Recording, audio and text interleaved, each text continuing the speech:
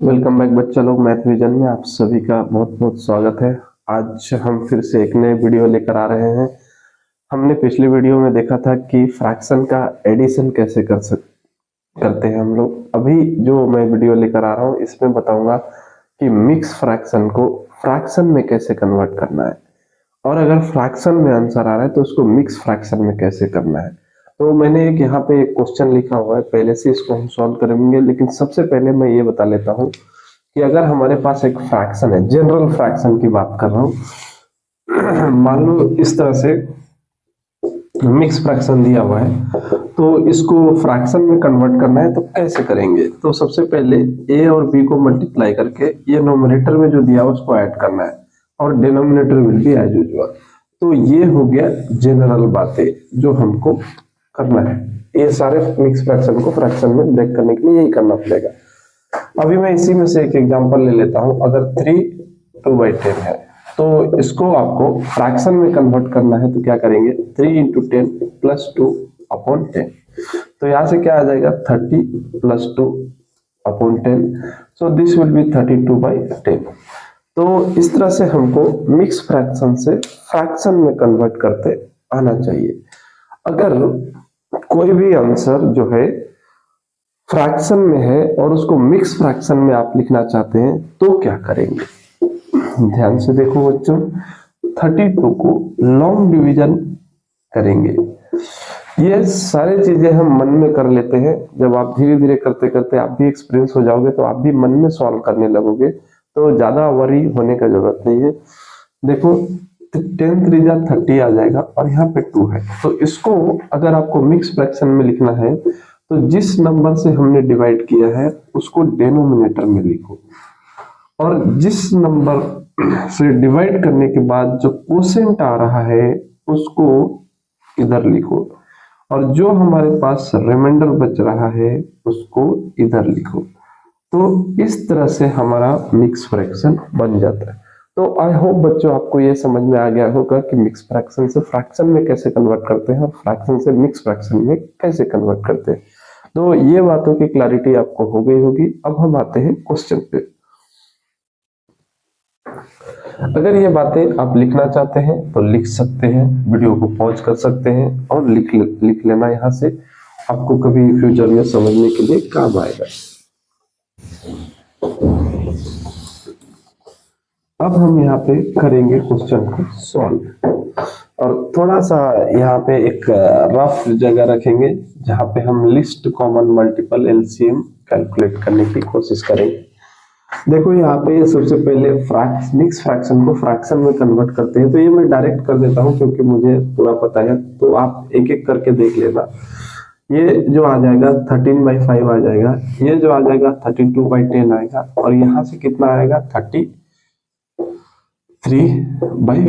इस तरह से फ्रैक्शन आएगा। देखो कैसे मैंने किया, 5 2 जा 10, 10 प्लस 3 13, और अपॉन में तो वही रहता है, 10 3 जा 30, 30 प्लस 2 32 अपॉन 10, 15 2 जा 30, 30 प्लस 3 33 अपॉन 15। अब यहाँ से देखो 5 10 और 15, 5 10 and 15। After looking this number we can not guess that how much we have to make the denominator in your level. I know how much I have to make because I am having the experience, but you don't have, because you are looking as a student for this content. तो आपको क्या करना है बच्चों, सबसे पहले इसका LCM calculate करना है। एलसीएम ऑफ द डिनोमिनेटर निकालना है, 5 10 15।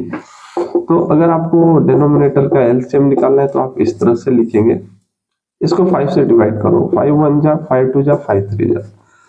एक्चुअली मैंने लास्ट वीडियो में पूरा कैलकुलेट करके बताया है कि कब इसको अब तभी फर्दर डिवाइड करना है जब कम से कम 2 नंबर डिविजिबल होना चाहिए। अब एक नंबर से एक ही नंबर डिविजिबल है तो इसको प्रोसीड करने का कोई मतलब बनता नहीं है।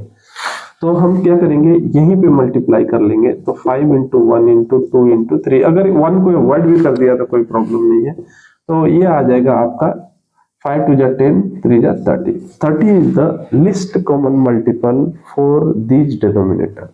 इसका मतलब ये है कि यहाँ पे जितने भी सारे के सारे डिनोमिनेटर 30 को डिवाइड करेंगे, और यही जो है लिस्ट कॉमन मल्टीपल वैल्यू तीनों के लिए है।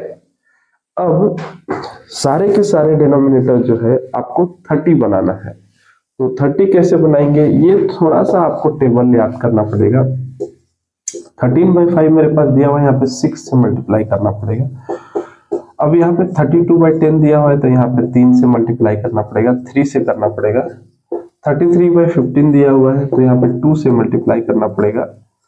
अब देखो ये सारे डिनोमिनेटर सेम हो चुके हैं, तो मल्टीप्लाई करके ऐसे लिखिए 78/30, ये 96/30 आ जाएगा, और यहाँ से 66/30 आ जाएगा।